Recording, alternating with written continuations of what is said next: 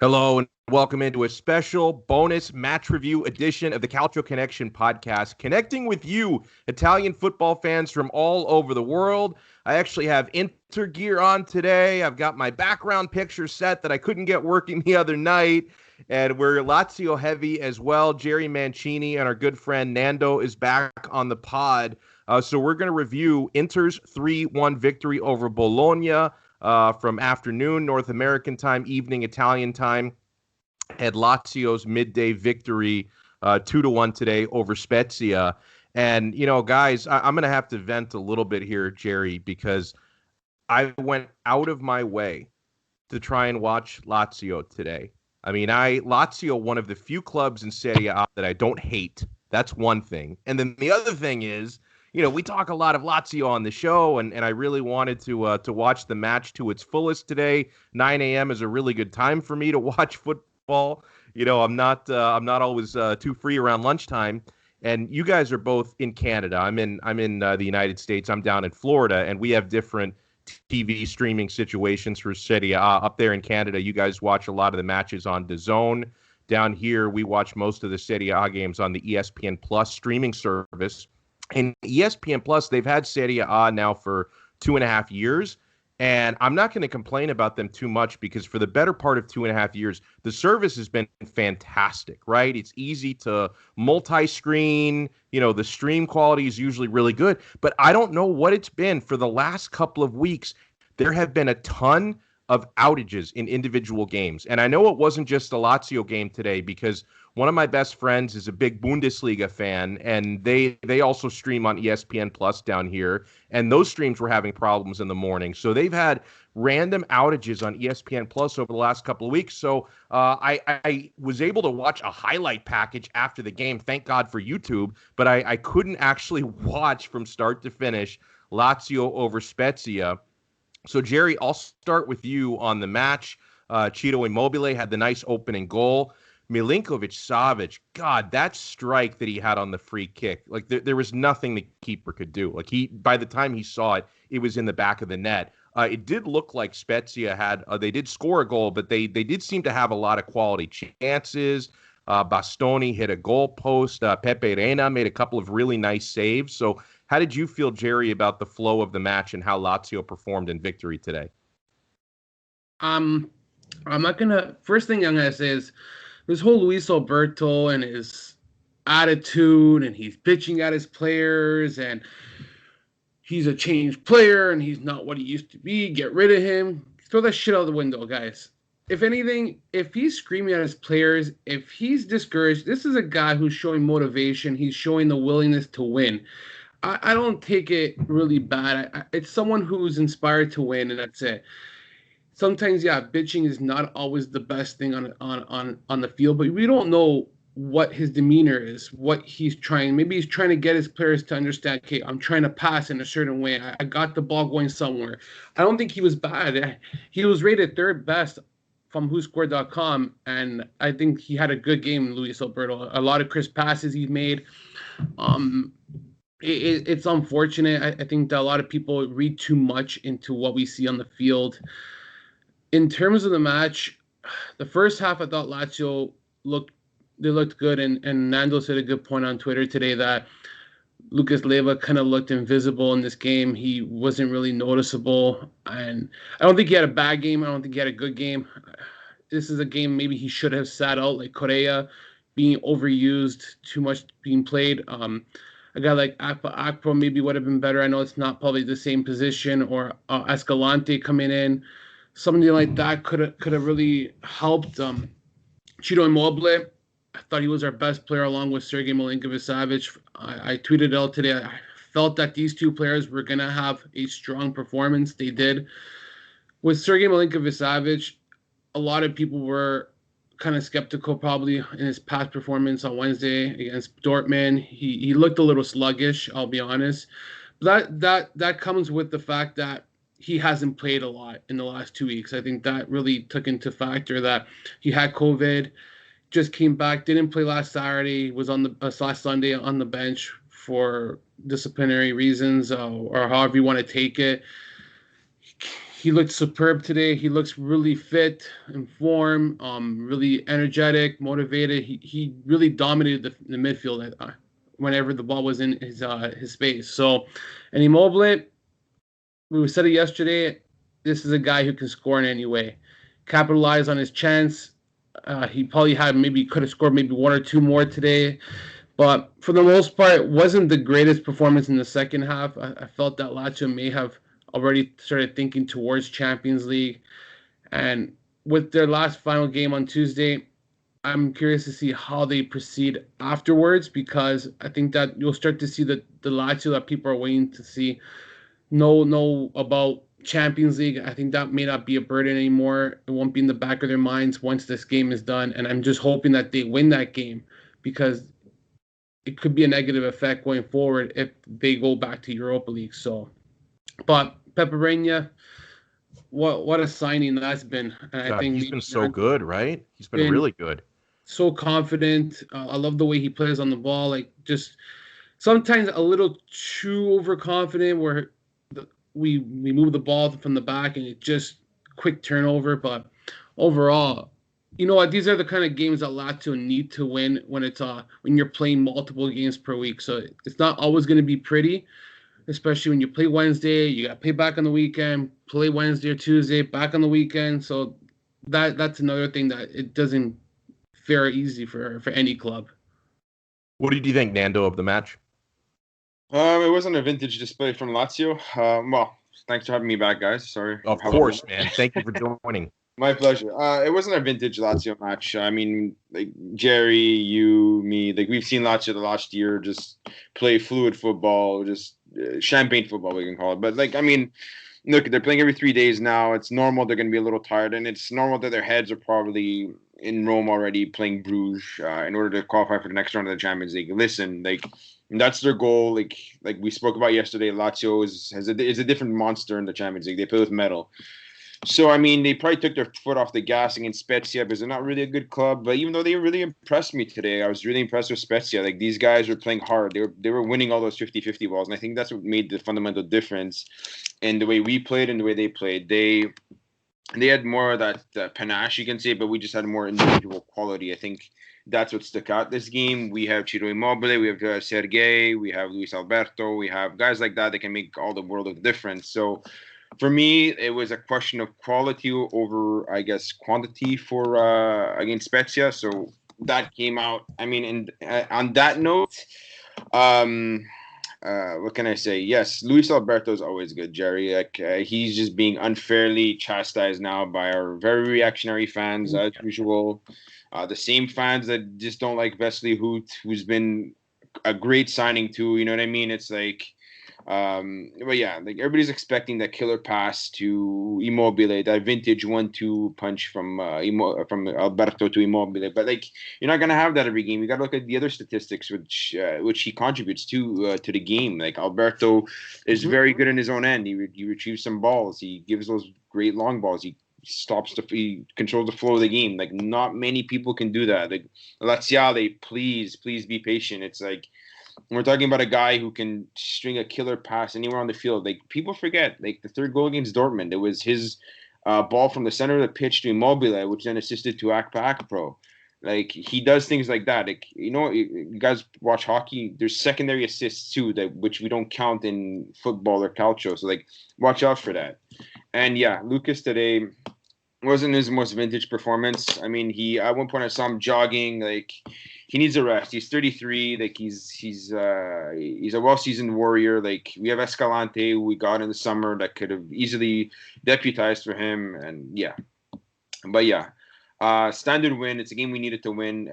Anything less than 3 points would have been a failure. But on to Tuesday, and like I said, we're gonna spank Bruges 4-1. And yeah, like, I was just watching their highlights actually right now before this.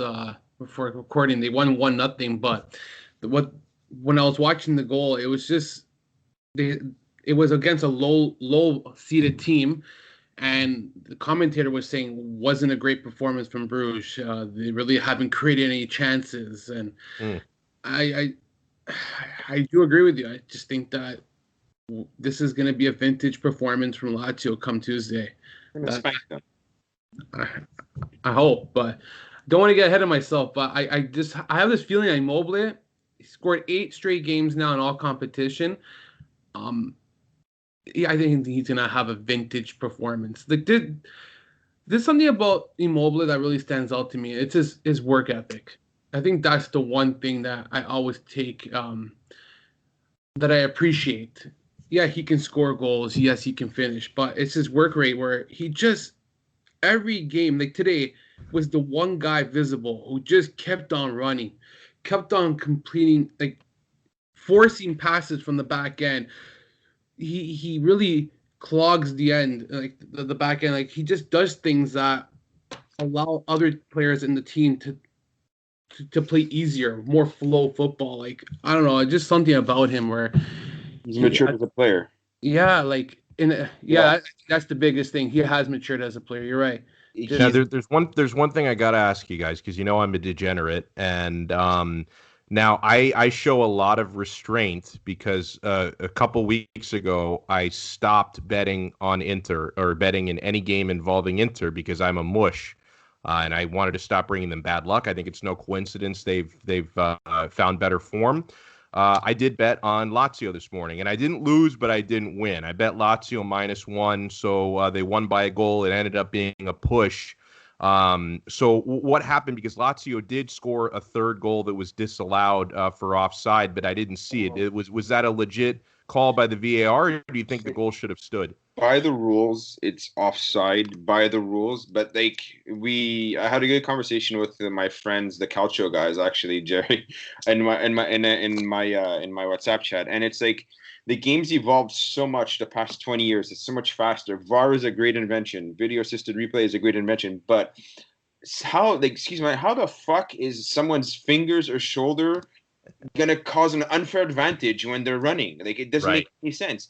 Like adjust the rules. Okay, if his foot is over or his body is like 50% over, offside. But Jesus, like Caicedo's shoulder is like inches ahead of Spezia's center back, and that would have capped off like a nice performance by Andres Pereira with an assist. And again, he was called offside for his second goal, which I think his hand was offside or something. It was another ridiculous call, but like.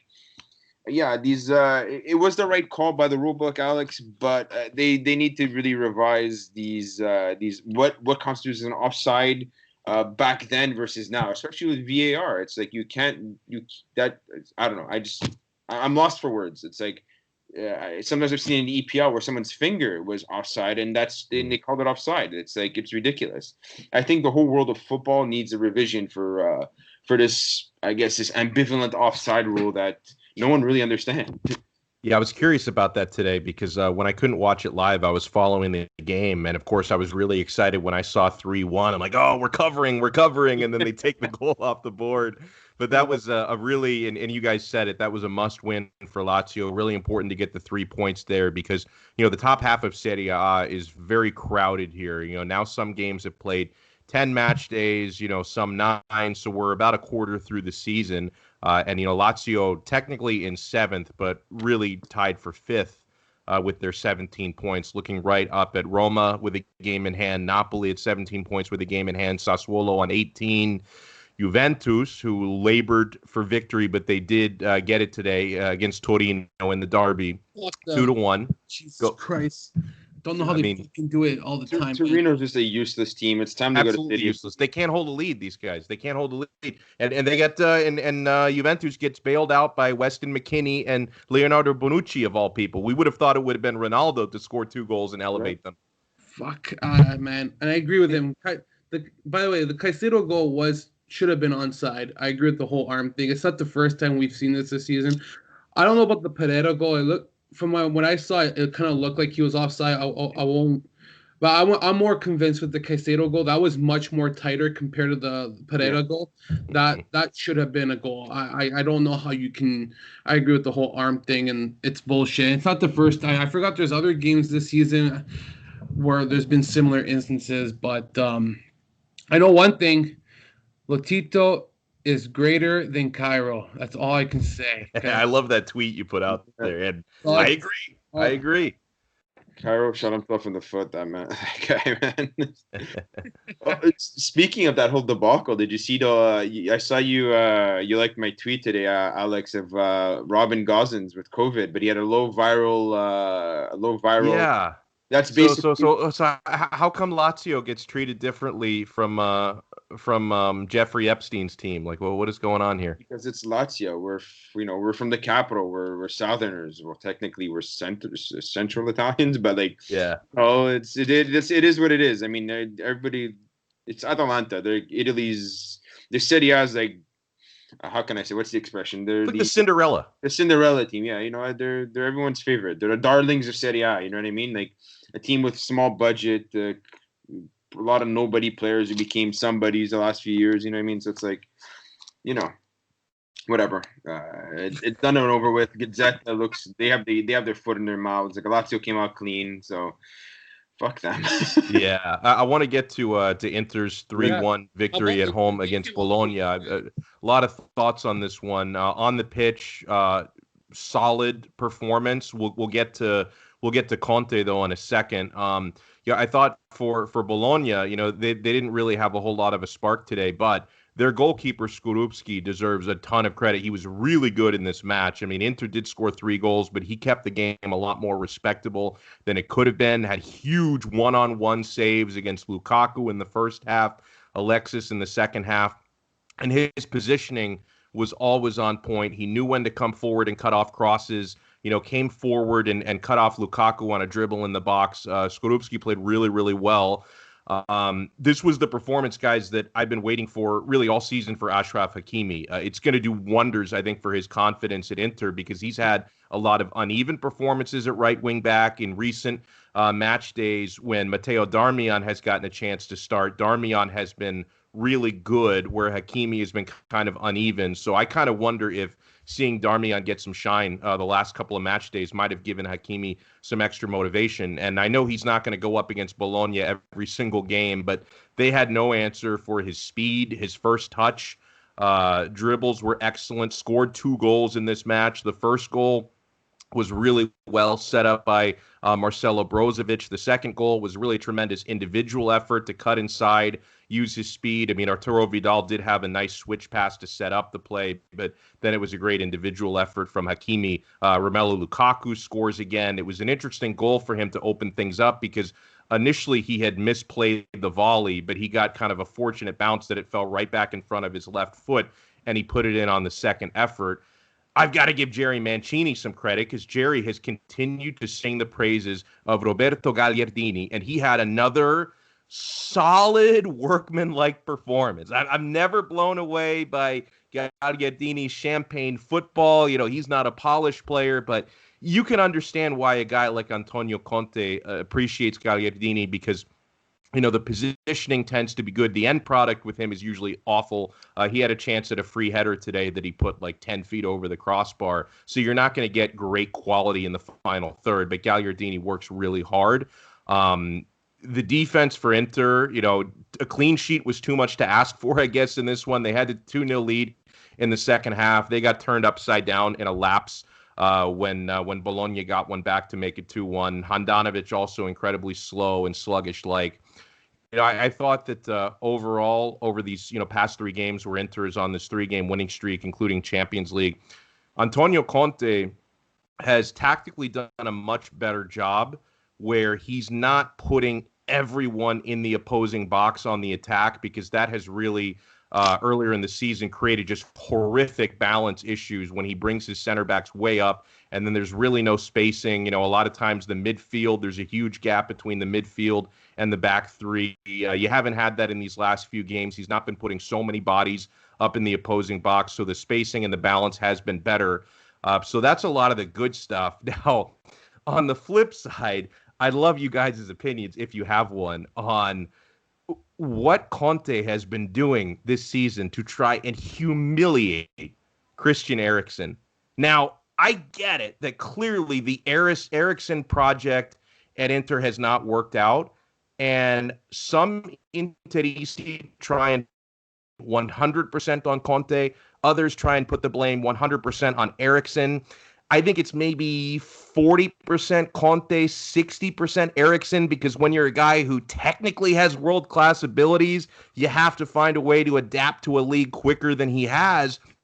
But at the end of the day, if they can get a decent offer for him in January from a club, he doesn't mind transferring to, he's going to be gone in January unless the market is just so dry for him. I find it hard to believe Eriksen is going to be here, beyond a month and a half from now. But, we've seen it a few times this year, and in the 91st minute, Conte subs Eriksen on. And if you saw the look on Eriksen's face, I mean, whatever hairline that he had left, 11 months ago it's completely dusted. Like the guy is 70% more bald than when he first arrived at Inter. Look completely miserable. And, the English commentators called it an insult to sub him on at the 91st minute. Someone was telling me they were watching the Spanish commentary. They called it a slap in the face. I'm not really a big fan of the way that that Conte has been doing this lately, because you've seen it a few times where Eriksen gets subbed on, in meaningless situations, 91st, 92nd minute. And I know that Conte has a history, with Diego Costa and stuff, that he's had a history really pissing off players and antagonizing players. But I just think it's a bad look, because when other, potentially world-class players see the way that Conte is handling a situation like this, it's got to be a real turnoff. I mean, if you've decided you're at an impasse tactically and this guy doesn't fit your project, then either play him or don't play him. Like don't bring him on to humiliate him in the 91st minute. I'm just, what do you think? I'll go to you first on that, Nando. I'm a big Christian Eriksen fan. I've been a fan of his since his Tottenham days. So, I know exactly what you're talking about. World-class talent. He's the type of guy that can change the game. He's invisible for 80 minutes. In the 81st minute, he decides, you know what? Fuck it. I'm going to take a shot. He scores. I'm going to make a pass. Score a game-winning assist, right? That's the type of talent you're dealing with. And I really don't think Conte appreciates that. He's not the type of guy that's going to be tracking back to win the ball like an Arturo Vidal. I personally, that's a player he's a big liability for him. I find every time he's on the field, he's not quick. He's not he's not the old Vidal, but that's the type of guy Conte wants. A guy that embodies Conte, basically, right? So that's why I think, back to your point, that's why I think he likes Gagliardini, because Gagliardini has that grinta. So does Vidal. So when you look at a guy like Eriksen, who's more like an artist, you know what I mean? Who could we compare him to let's compare him to a guy like Rui Costa, or like a number 10 from back in the day, or Juan Sebastian Veron, These guys were artists. They would make that killer pass, that beautiful shot. So this is what you're going to get with Christian Eriksen. So I know Conte tried to adjust his formation to a 3-4-1-2, where he played Eriksen behind the two strikers for a bit, which I don't know. I saw those matches. He didn't look great. He didn't look that bad, but I mean, 40-60, I think it's 50-50. I think Conte kind of pulled the plug a little too quick with Eriksen, and Eriksen, didn't seize his chances, didn't seize the opportunities the way he should have. But at the end of the day, it's like, yes, you're right. He is a world-class talent. I wouldn't say he's a world-class player right now, but he has world-class ability and world-class talent. And yes, he should have seized the opportunity, but Conte should have just been a little more patient with him. Remember, he came in January. He did not train. He did not have the summer training schedule with the team. He did not. He came from another team in another league, right? He has to adapt to a culture. There's so many different variables here that weren't going his way. And then COVID happened. So it's like everything that could have went wrong for Christian Eriksen. And I don't know, what was it, a 3-week camp before the Serie A season this year. So it's like the guy never had time to really settle down, and and he never had a chance to convince Conte of his talent. So, but back to our conversation yesterday, a guy like Allegri, who would come in and would appreciate a guy like Eriksen, would make all the difference. So yeah, that's my 2 cents. That is very humiliating of him to play him in the 91st minute. That's the type of player you send on that's like 36 years old, that that's playing. Right. It's gonna retire. Like in our situation, Jerry, someone like, I don't know, like Marco Parolo wouldn't care to be subbed on for the 95th minute, or 91st minute. It's like, you don't do that to Eriksen. Either play him or don't. Like, right. Make it fucking clear. Like, this is a guy that was valued at 100 million euros just a year ago. Like 100 million euros. It's like, and all of a sudden Conte's, I don't know. That's why I don't like Conte. You're right. He did that to Diego Costa too at Chelsea. The guy was his leading scorer and won him his title. You know what I mean? Or was a big factor in that title win in 2016. Yeah, and just like and Jerry, I'll give you a word on it, and Nando hit it on the head. And like the reason why it bothers me is that I just don't like Conte. First of all, trying to ruin the vibes of what was a decent performance. All right, I'm not going to remember this Bologna win for the rest of my life, but it was a relatively calm, routine performance from Inter. We don't get a lot of those, so I appreciate it. And then Conte tries to ruin all the positivity by doing that with Eriksen. And I also think it sends a bad message, right? Because prospective players who may be thinking about coming to Inter and playing for Conte, like they see that and they're thinking, what if this guy ends up treating me the way that he's treating Eriksen? Like I don't believe that's the right way to handle this. What do you think, Jerry? As a neutral, I like watching it because to me it's like it's mutiny. It creates Right. creates distraction. Chaos. It is chaos. Yeah. So for me, I love when I see Conte do this. And well, would you like it if it happened on your club? I probably wouldn't even realize it, to be honest. But had the commentator never said about 36 caps with his home country and what he's done for the World Cup, and I get it, but there must be a reason why that Conte is going to this level against Eriksen. Maybe it's his attitude in the dressing room.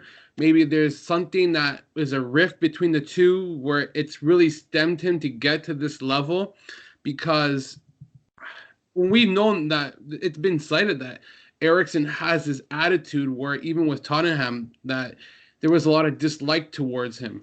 So I don't know. I don't really watch enough Tottenham to like in the past to know what kind of player he was. Just reading about him, it's a formation that doesn't suit him. He doesn't play in a 3-5-2. I don't know why they even decided to get him.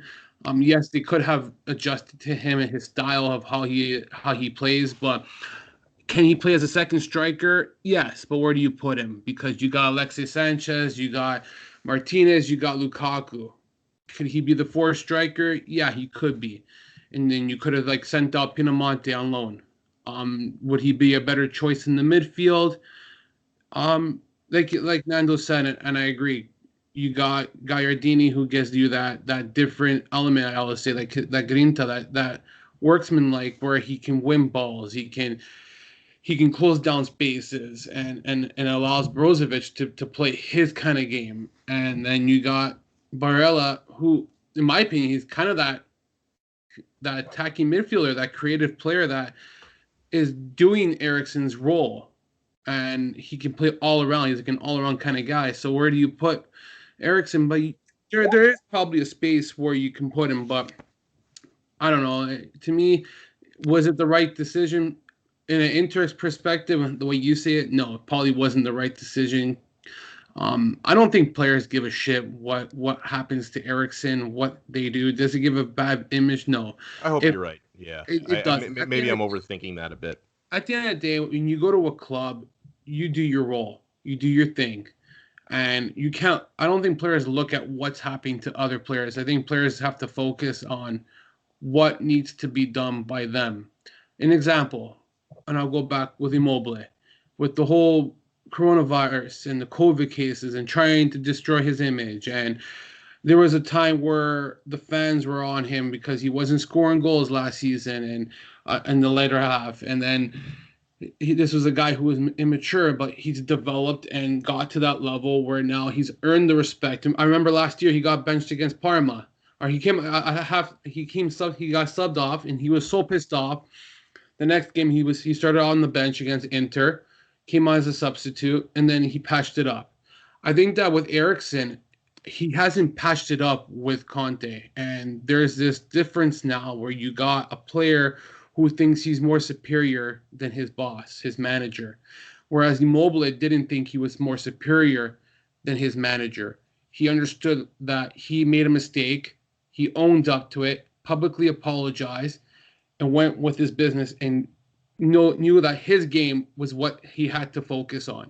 And since that day, he has been a better player because of Simone Inzaghi. Now, has Conte tried to fix the problem? I probably think he did. I honestly think that, and it's been stated by Pepe Marotta. I think it was Marotta who said we screwed up getting this guy. He was not the right player, and they probably see the traits of this guy characteristically, where he's a walking disaster in the dressing room. Because had he been an issue, or had this been an issue, because it's not the first time. Look at their performances recently. They're playing much better, and I just don't buy it. You know what? It has to stop now, but I think that Eriksen's at fault here, and he probably didn't learn from his mistake. He probably wasn't happy about his role or whatever it may be. I think that he should have taken this in closed doors and just asked, look, just send me away, and that's it. But yeah, which may have even already happened. From what I've heard behind the scenes, Inter have supposedly told he and his agent essentially find another club, and we'll do whatever we can to facilitate a move in January. So yeah, we'll find out within a month and a half, and maybe that will be that. But hey, I appreciate both of your time today, Nando, for being clutch and coming on to help us review these games. Where can people find you on social media and the web? You can find me on Twitter at Nando_Magnus. And like I said, follow me for some Lazio, some Calcio, and some current events. And I always talk about random stuff. And I love it. I love random Twitter accounts. And Jerry is great on Twitter as well. Jerry tweeted something today about wanting to marry Ciro Immobile. And I said that's a typical Jerry tweet after a Lazio win. Like a Lazio win where Immobile is scoring. Jerry Mancini is popping the question, so I love that. You can follow him at jmancini8. You can follow me at Alex Donno. So, sorry to cut you off. You had something else?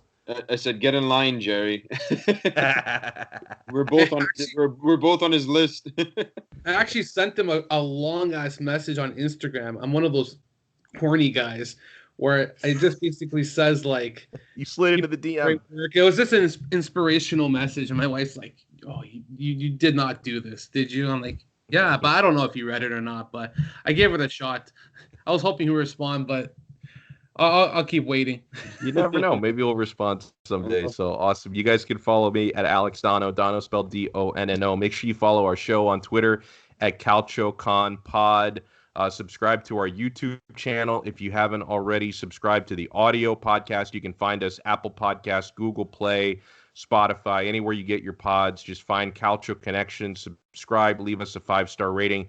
We'll talk to you guys next time on another episode of the Calcio Connection podcast. Ciao.